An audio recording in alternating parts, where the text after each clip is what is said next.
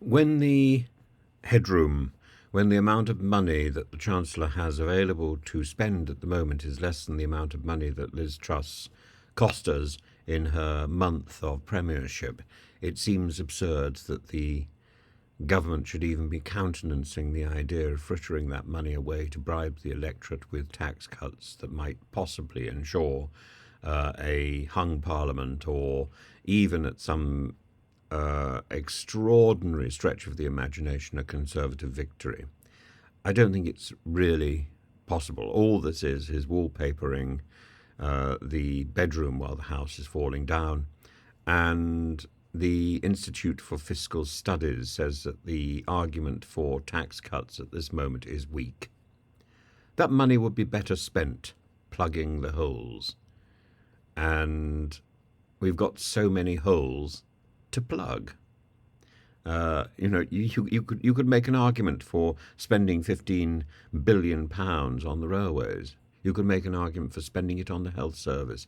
I think you should make an argument for ensuring doctors and striking railway people are simply paid. Because goodness knows the government ministers, whether they're going to continue in their job after the next election or not, will be paid handsomely. They won't be out of pocket, just like the lawyers will not be out of pocket.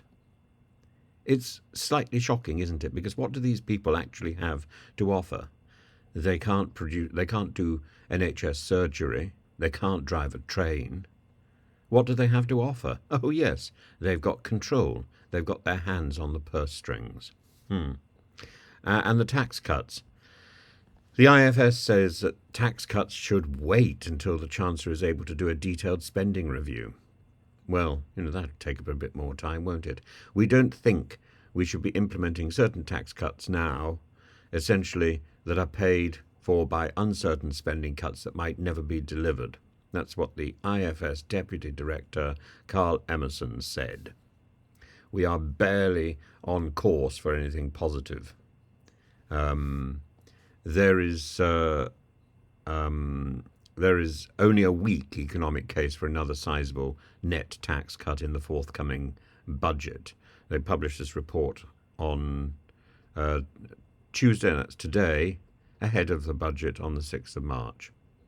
So if Mr. Hunt does go ahead with tax cuts,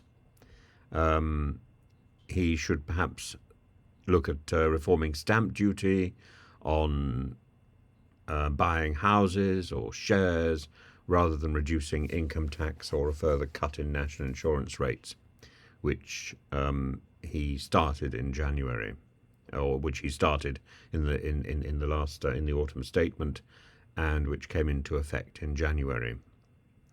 The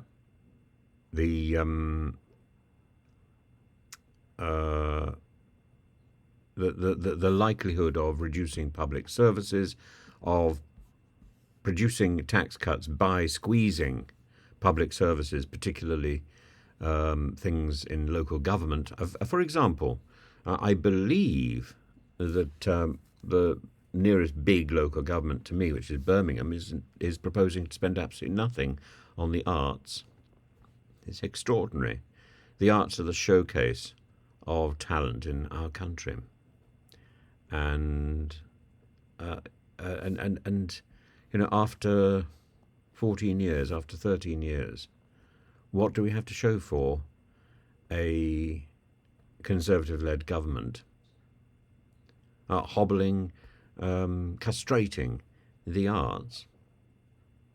It's sort of madness, and this is why, again and again, I focused on the Department of Digital Culture, Media and Sport, or what was once the Department of Digital Culture, Media and Sport. The digital bit has been hived off because that's the only bit they can really control.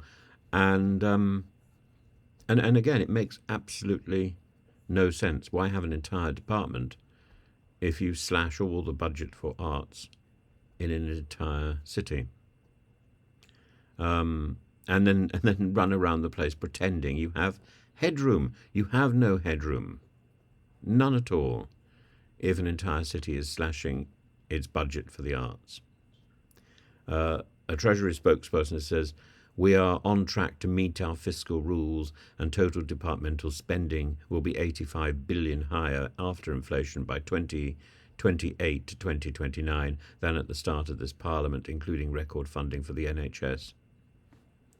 It's just words, isn't it? It means absolutely nothing.